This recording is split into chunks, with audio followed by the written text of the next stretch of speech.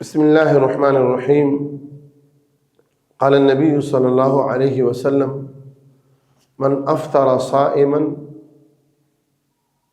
كان مغفرة لذنوبه وعتق رقبته من النار وكان له مثل أجره من غير أن ينقص من أجره شيئا. د رمضان المبارک میاشتا څنګه چې په خپل د روزي په نیسلو کې اجر دی، ثواب دی، او د روزي میاش دا د الله پاک د طرف نه د امت لپاره لوی انعام دی او تحفه ده. او دیتا رسول الله صلی الله علیه وسلم شهر المواسات ویلی، د همدردی میاش، د غمخواری میاش، د بل سره د ښېګړې او د خو کولو میاش، د غریبانانو د خیال کولو میاش، د ضرورتمندو د ضرورت خیال د ساتلو میاش. دغه شانتې د رمضان المبارک په میاشته کې چې یو سړی بل ضرورتمند لا د روزماتي سامان مهیا کی، یعنی افطار په چا باندې وکي، نو بدی کې ډیر زیات اجر او ثواب دی. افطار ویل کېږي افطر یفطر افطارا، په بل باندې روزه ماتول، په بل باندې روزه ماتول، یعنی یو سړی روزدار دی، هغه روزدار لا د چا چې روزه ده هغه باندې روزه ماتول. نو روزه ماتې چې دی دا په دوه قسمه دی. یو نن سبا کوم رسمی افطار پارټیاں نه دي، دا خو صرف دکھاوا ده، د دې خو د اجر سره او د ثواب سره څه تعلق نشته الا ماشاءالله. ځینې خلک بداسي چې هغه نیت به خو صحیح کم مروجه افطار پارټیاں نه دي، د دې نه احتراز پکار دی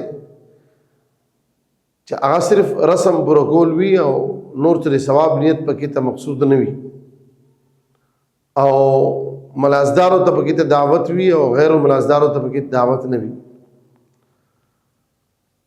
نو یو سړی چې ضرورتمند وي او ته په هغه باندې روزه ماته کې، یا ضرورتمند نه وي مسافر وي، نو رسول الله صلی الله علیه وسلم دې ډېر لوی فضیلت بیان کړل. حضور صلی الله علیه وسلم فرمایي چا چې په یو روزدار سړي باندې روزه ماته کړه نو هغه ته 3 انعامات ملاويږي. یو به الله پاک د ټولو ګناهونو بخشش او مغفرت وکړي، ټول ګناهونه به خدای پاک د معاف کړي. دویم نمبر، الله پاک په د جهنم د ور نه د نجات فیصله وکړي، او داوم یو لوی انعام دی. مونږ خو د الله پاک نه غواړو دا چې قنا عذاب النار، چې الله موږ د جهنم د ور نه وساتي.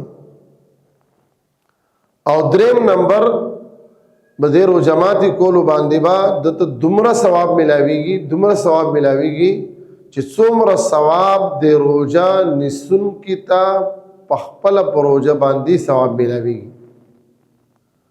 او بیا دا هم نه چې چا چې روزه نیسل د هغه د ثواب نه وګڼي حصہ هغه د روزه ماتون کی ته ورکړي شي، هغه ته د خپل روزي ثواب پوره ملاويږي، د هغه د روزي په ثواب کې به هیڅ کمی نه راځي.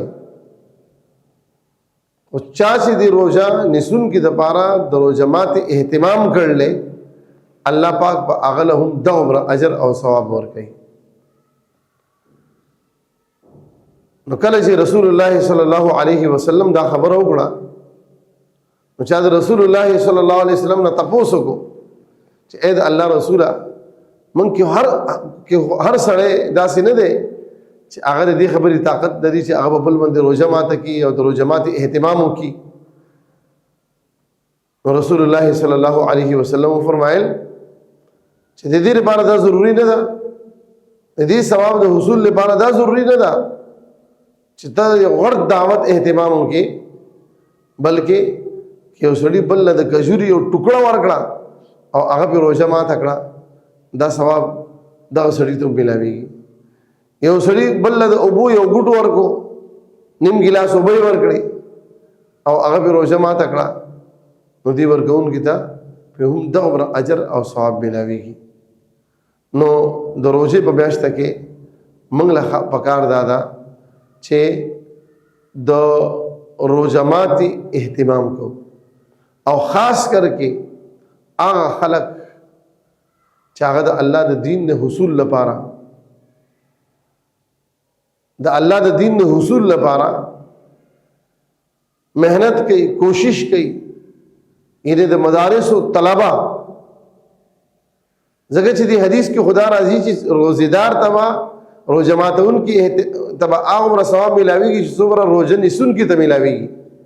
نو کوم سړی چې په خپل روزه کې څومره زیات ته ګناه نه ځان بچ کوي، دروغ نه، د غیبت نه، د چغلۍ نه، هغه عمره د هغه سړي د روزې ثواب زیات دی.